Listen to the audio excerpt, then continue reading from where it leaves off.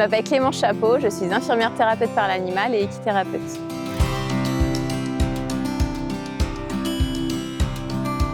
On a pour vocation vraiment de proposer des séances de médiation par l'animal. Donc médiation par l'animal mais à visée thérapeutique. On n'est pas sur des séances occupationnelles ni d'animation.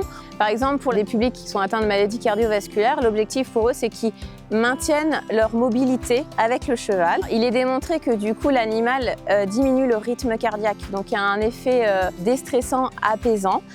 C'est des personnes qui du coup se concentrent plus sur leur pouls, sur leur tension, ils se ressentent sur leur ressenti. Donc vraiment on oublie les chiffres, on se ressent sur le corps, on s'écoute. En séance, il y a aussi beaucoup de liens sociaux qui se fait parce que du coup, autour du cheval, on peut être plusieurs, on est obligé de communiquer et on évite l'isolement.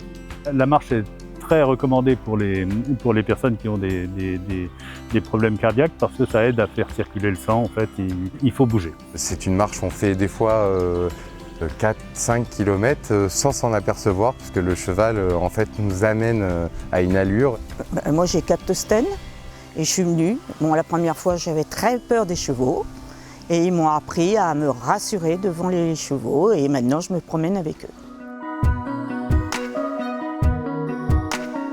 Pour les personnes en situation de handicap mental ou physique, on voit qu'il y a beaucoup de câlins, il y a beaucoup de tendresse. On est très sensoriel aussi, le poil, le toucher. On verbalise aussi et l'animal libère la parole. On travaille avec la clé des champs à peu près là depuis 4 ans. Donc elle venait avec les petits cochons d'Inde, les petits lapins, on a commencé comme ça. Et puis par la suite, elle nous a progressivement proposé de venir faire de l'équithérapie. Moi, c'est aimé me balader de cheval comme ça. Avec la ficelle et tout. On aime bien toucher, de brosser, tout ça. On aime bien faire ça. Pour les personnes atteintes de troubles cognitifs type maladie d'Alzheimer ou neurodégénérative associée, on peut avoir effectivement des personnes qui sont en rupture de communication. Donc du coup, l'animal va réussir à faire verbaliser des choses. Il y a de remises en mots, il y a des phrases, il y a de la communication qui se fait. Je pense que ça procure beaucoup de bien-être aux résidents.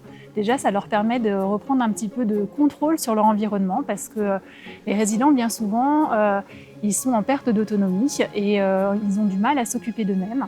Et de fait, le fait de s'occuper d'un animal, de quelqu'un d'autre, ça permet de retrouver du contrôle sur sa vie, du contrôle sur son environnement. Et ça, c'est très important, ça fait beaucoup de bien à l'estime de soi. Oh, ben, ça rappelle les souvenirs de jeunesse, à la ferme de mes parents. Et puis même les souvenirs personnels qui remontent à la surface. Ce que j'aimerais bien qu'on retienne de cette journée, c'est le lien magique et naturel de l'animal, ce qui permet de faire une approche non médicamenteuse et j'aimerais vraiment que ça puisse se développer et qu'il y ait un réel accompagnement et une prise en charge.